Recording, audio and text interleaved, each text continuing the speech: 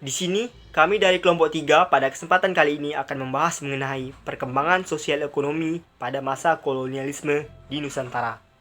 Namun sebelum itu, izinkan kami memperkenalkan diri terlebih dahulu. Perkenalkan, nama saya Muhammad Farhan. Perkenalkan, nama saya Linda Sari. Perkenalkan, nama saya Pratiwi Junior Putri. Perkenalkan, nama saya Sumar Harto. Perkenalkan, nama saya Rahmat Silahuddin.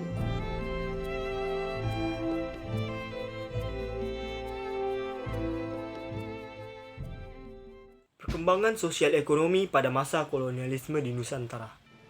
Masa penjajahan Indonesia oleh Belanda dan Jepang merupakan bagian dari sejarah yang sering kita dengar dan pelajari.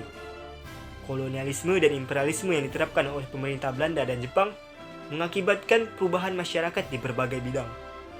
Karena tujuan bangsa imperialis ini adalah untuk memperkaya bangsanya sendiri. Banyak dari kebijakan yang berlaku sangat merugikan masyarakat Nusantara di masa penjajahan. Ada beberapa hal yang menjadi faktor penarik bangsa imperialis datang ke Indonesia.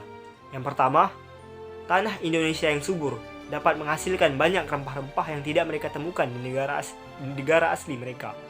Yang kedua, Indonesia memiliki keindahan alam sebagai negara kepulauan.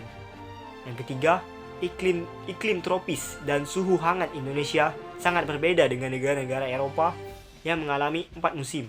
Dan yang keempat, hasil alam non-rempah Indonesia juga melimpah, seperti tebu, padi, minyak bumi, batu bara, dan sebagainya.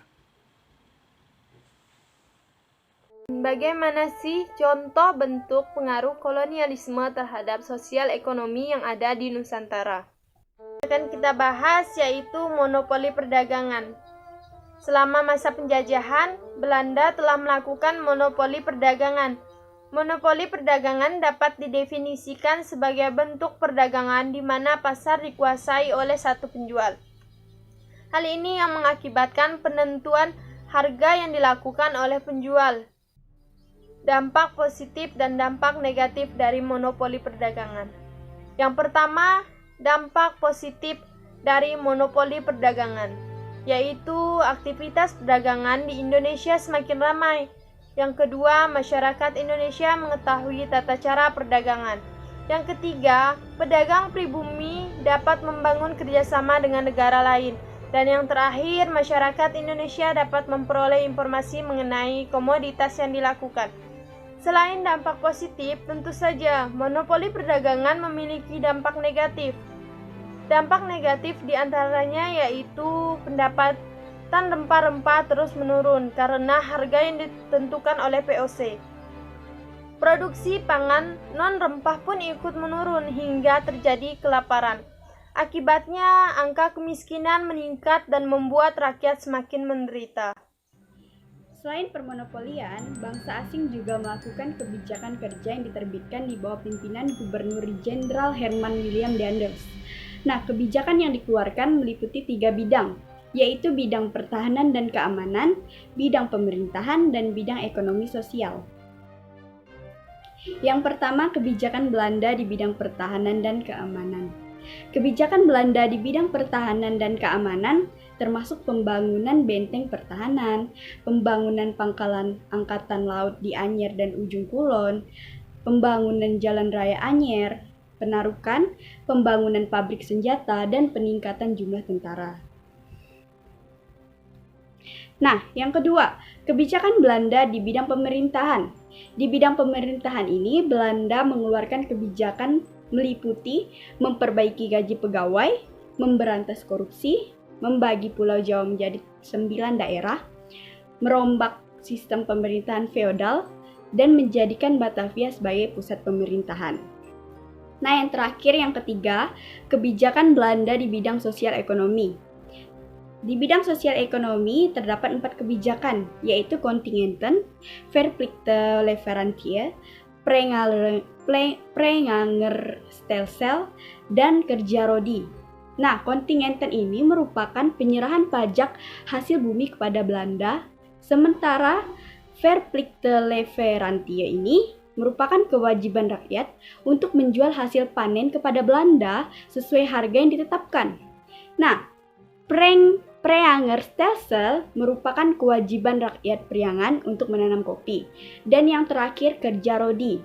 Nah, kerja rodi ini merupakan sistem kerja paksa tanpa upah bagi rakyat Indonesia. Nah, sekian presentasi dari saya. Makasih. Selain Jenderal Van dan Bas selaku Gubernur Jenderal Hindia Belanda di Indonesia turut mengeluarkan kebijakan yang merugikan bangsa Indonesia di masa penjajahan, yaitu kultur Telsel atau tanam paksa pada tahun 1830. Sistem tanam paksa mewajibkan rakyat Indonesia untuk menanam tanaman pokok. Tujuan utama tanaman paksa adalah untuk mengisi kekosongan kas Belanda. Tetapi terdapat berbagai penyimpangan dalam pelaksanaannya. Tanah yang wajib diserahkan seharusnya hanya 1 atau 5, tetapi kenyataannya seluruh tanah wajib diserahkan. Tanah yang ditanami tanaman pun tetap dikenakan pajak. Nah, mengenai perkembangan sosial ekonomi pada masa kolonialisme Eropa sudah cukup banyak kita bahas. Lalu kemudian bagaimana mengenai perkembangan sosial ekonomi pada masa penjajahan Jepang? Selengkapnya mengenai kehidupan sosial ekonomi pada masa tersebut akan dijelaskan oleh Saudara Rahmat. Masa penjajahan Jepang selama 3,5 tahun merupakan salah satu periode yang paling menentukan dalam sejarah Indonesia. Sebelum serbuan Jepang, tidak ada satu pun tantangan yang serius dihadapi oleh penguasa Belanda di Indonesia. Pemerintahan Jepang saat itu mencetuskan kebijakan tenaga kerja Romusa. Mungkin kamu sudah sering dengar kalau Romusa adalah sistem kerja yang paling kejam selama bangsa Indonesia ini dijajah. Perlu diketahui bahwa pada awalnya pembentukan Romusa ini mendapat sambutan baik dari rakyat Indonesia. Justru banyak bersedia untuk jadi sukarelawan. Namun semua itu berubah ketika kebutuhan Jepang untuk berperang meningkat. Pengerahan Romusa menjadi sebuah keharusan, bahkan paksaan dari Jepang. Hal tersebut membuat rakyat Indonesia menjadi sengsara. Selain di Indonesia, rakyat Indonesia juga dikerjakan sampai ke luar negeri.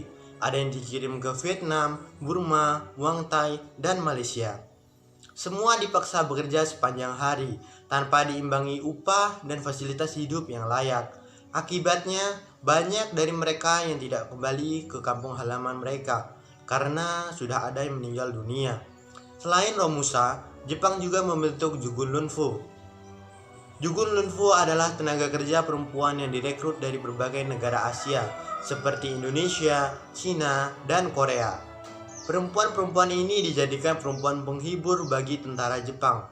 Sekitar 200.000 perempuan Asia dipaksa menjadi Jugun Lunfu. Sewaktu Indonesia masih di bawah penjajahan Jepang, sistem ekonomi yang diterapkan adalah sistem ekonomi perang. Saat itu, Jepang merasa penting untuk menguasai sumber-sumber bahan mentah dari berbagai wilayah Indonesia. Tujuan Jepang melakukan itu untuk menghadapi Perang Asia Timur Raya.